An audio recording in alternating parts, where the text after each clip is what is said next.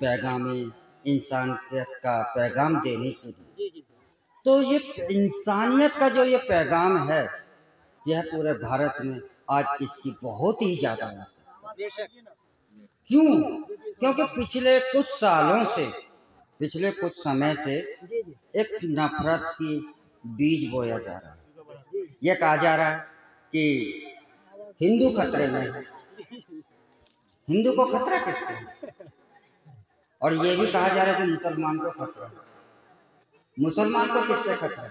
मैं तो 3 दिन से तकरीबन 80% यहाँ मुसलमान की आबादी और मुसलमानों के बीच में हूँ। मुझे तो कहीं खतरा नहीं है, कहीं खतरा नहीं लगा। लेकिन हाँ, हमारे भारत की एक प्रथा है, परंपरा है कि अतिथि देवो भव। तो यानी कि अतिथि देवता होता है। तो मुझे तो यहाँ इसी चीज का एहसास हुआ है कि इतना प्रेम, जिसके तो मैंने जब दिल्ली से चला था, जब मौलाना जावेद साहब का मेरे पास मैसेज आया कि हम एक इंसानियत का पैगाम देना चाहते हैं, शांति का हम पैगाम देना चाहते हैं, तो उस समय मैं गुजरात की तैयारी में था, गुजरात जाना था। और मैं गुजरात में था। मैंने कहा कि मैं अवश्य ही आऊँगा, क्योंकि आज हमें इंसान बनने की आवश्यकता है। हिंदू और मुसलमान कोई अलग नहीं है। ये हमारे दिमागों में किसी ने बीज बो दिया है कि हिंदू अलग है, मुसलमान अलग है। क्या बात है? अरे आप भी कुर्ता पजामा ही पहनते हैं। मुसलमान की पहचान क्या है? कुर्ता पजामा लुंगी। तो हिंदू की पहचान क्या है? कुर्ता पजामा धोती। चीज तो एक ही है, अंतर क्या है? हमारा रहन सहन, बोल चाल, खाना पीना, सब चीज एक ही तो है। हम हजारों साल से, सैकड़ों साल से एक ही परिवार के तरीके से अलग अलग तो छोड़िए, हमारा एक संबंध है, एक खून जैसा संबंध बना हुआ है और इस तरीके से हम रह रहे हैं। यह जो हिंदू मुस्लिम सभी धर्मों की एकता की मिसाल जो है, पूरी दुनिया को अगर शांति का संदेश कहीं से जाता है, एकता का संदेश पूरी दुनिया को अगर कहीं से जाता है, तो उस देश का नाम, उस जगह का नाम भारत है। अगर पूरी दुनिया को इस्लाम की पहचान जाननी है, तो इस्लाम को, मोहम्मद को मानने वाले सबसे ज्यादा अगर किसी स्थान पर रहते हैं, तो उस देश का नाम भारत है। आप लोग महसूस कीजिए बातों को। उस देश का नाम भारत है, क्योंकि जहाँ पर सबसे ज्यादा इस्लाम को मानने वाले रहते हैं। लेकिन पूरी दुनिया में अगर कहीं शांति है, कहीं अमन है, तो वह भारत। पूरी दुनिया में देख लीजिए, कहीं शांति है? नहीं है। तो आज हमारी इस शांति को खत्म करने के लिए एक प्रयास किया जाए कि हिंदू खतरे में, मुसलमान खतरे में। मैं दावे के साथ कह सकता हूँ कि किसी हिंदू से किसी को खतरा ही नहीं हो सकता, क्योंकि सनातन जो है, सनातन तो एक ही बात कहता है, वसुधैव कुटुंबकम, यानी कि ये सारा संसार जो है हमारा परिवार है। जब ये सारा संसार ही सब हमारे परिवार के सदस्य हैं, तो हम लड़ेंगे किससे? क्या बात? तो इस्लाम का मतलब क्या है? इस्लाम का मतलब भी तो शांति है। इस्लाम भी तो शांति ही की बात कर रहा है। तो जब दोनों ही शांति की बात कर रहे हैं, तो खतरा एक दूसरे को किससे? किसी से नहीं।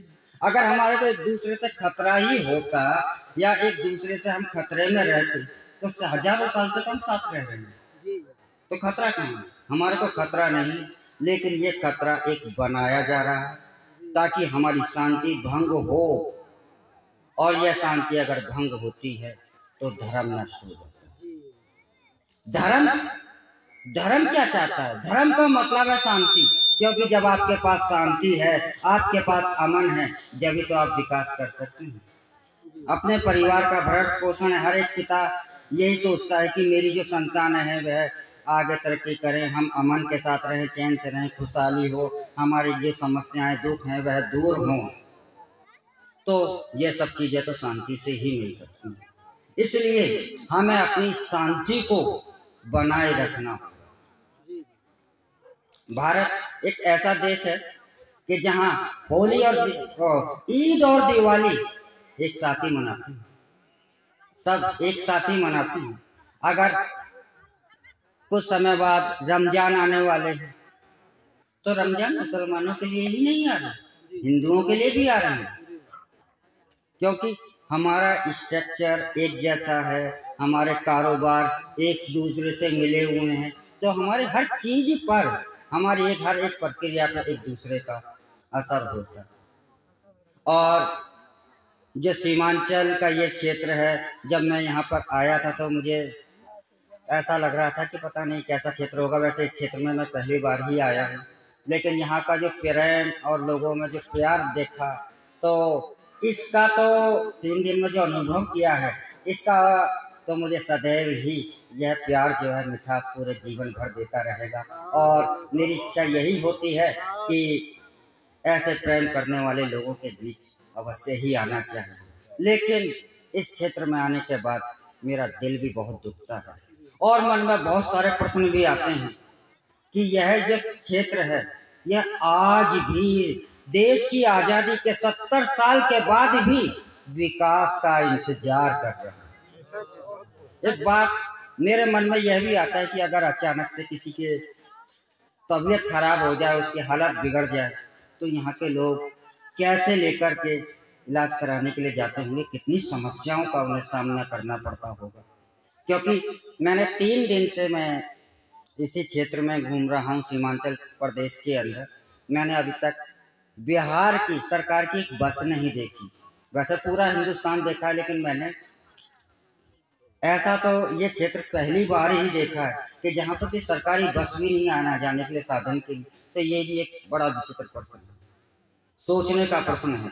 और इस बात को मैं दिल्ली में या जहाँ भी जाऊंगा और इसे उठाऊंगा, और यही मैं ईश्वर से कामना करूंगा कि हम सब इस जो हमारी ये समस्या है, जो इस विकास के लिए आज ये सीमांचल तरस रहा है, यह विकास जो है बहुत तेजी जल्दी से आए और जो समस्याएं हैं वह समाप्त हों। क्योंकि मुझे तो ऐसा लगता है देखने में कि यह जो क्षेत्र है एक मजदूरों की फैक्ट्री बना दी गई है। ऐसा लगता है कि जैसे कि यहाँ से सिर्फ मजदूर सप्लाई किए जाते हैं, क्योंकि रोजगार का कोई साधन नहीं, आने जाने का कोई साधन नहीं, चिकित्सा की कोई व्यवस्था नहीं। तो इन सरकारों ने हमें लूटा है, कभी जाति के नाम पर हमारे को बांटा है, कभी धर्म के नाम पर हमारे को बांटा है, लेकिन अब हमें बंटना नहीं, क्योंकि जब जब हम बटे हैं तब तभी हम पिटे हैं।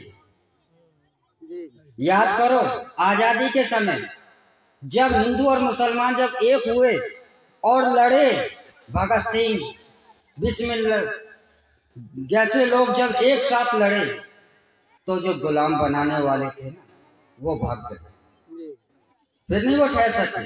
लेकिन जब तक ये इकट्ठे नहीं हुए, जभी तक उन्होंने रखा। तो आज भी हमारे को यही आवश्यकता है कि हमें पुनः इकट्ठा होना पड़ेगा। और जब हम इकट्ठे होंगे और एक साथ विकास करेंगे और एक साथ आगे चलेंगे, तो शांति अमन यहीं से आएगा। धर्म तो प्रत्येक व्यक्ति का व्यक्तिगत मामला है, धर्म दिखाने की चीज नहीं है। मैं ईश्वर की इबादत कर रहा हूँ, वह तो मेरे दिल में है ना, वह तो वह जान रहा है कि मैं कैसी इबादत कर रहा हूँ। संसार को भले ही दिखा लूं, लेकिन उससे नहीं छुप सकता। तो धर्म तो व्यक्ति की पर्सनल चीज है, और धर्म जो है ही नहीं। जो कहते हैं कि हम सारे धर्म, हम इतने धर्म तो हो ही नहीं सकते, क्योंकि अल्लाह ईश्वर सारी दुनिया सिर्फ यह जानती है कि वह एक है, और उसने इंसान को बनाया है और उसे इंसानियत का धर्म दिया है। हमारा धर्म हिंदू और मुसलमान नहीं है, हमारा धर्म तो हम इंसान हैं और हमारा धर्म इंसानियत है। और उसने यही कहा है कि तुम्हें इंसान बनना, और इंसान जब हम बनने की सोचते हैं, सोचिए आप इंसान बनने की सोचिए, तो आपके हृदय में, दिल में एक ही भाव होगा कि मुझे दूसरे का भला करना,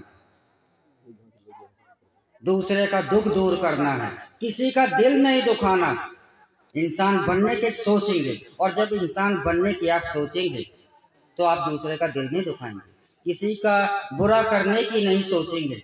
इंसान, यही हमारा धर्म है कि हम इंसान हैं, और इंसानियत का यही पैगाम है। हर एक धर्म, जो भी हिंदू हो, मुसलमान हो, सिख हो, ईसाई हो, पारसी हो, बौद्ध हो, जैन हो, क्या किसी ने ये कहा कि दूसरे को समाप्त करो? नहीं। धर्म की लड़ाई किसी जीव से, किसी प्राणी से तो हो ही नहीं सकती। धर्म की लड़ाई तो सदैव और सदैव अधर्म से है। इंसान शैतान से लड़ता है, इंसान से नहीं। पाप से लड़ाई है पुण्य की, धर्म अधर्म से लड़ता है। तो हमें इंसान बनना है। और बात हमारे देश की है तो भारत जो है, हमें अभी बहुत कुछ करना है। 70 साल ही हमें आज़ादी के लिए लिए हैं, और अभी हम पूर्ण रूप से एक भारत को, जैसा हमारा भारत है वैसा हम बना नहीं पाए हैं। अभी हमें एक भारत बनाना है, एक ऐसा भारत बनाना है कि पूरी दुनिया कहे कि विश्व का गुरु है तो वह भारत है। अगर इस भारत से कुछ सीखना है तो वह भारत है। तो इसी के साथ मैं अपने शब्दों को समेटना चाहूँगा, और यह कहूँगा कि यहाँ से जो इंसानियत का यह पैगाम है पूरे देश में पहुँचे, और हम इंसान बने और एक दूसरे के प्रेम के साथ जीवन। चलिए मैं आपका जवाब दे देता हूँ।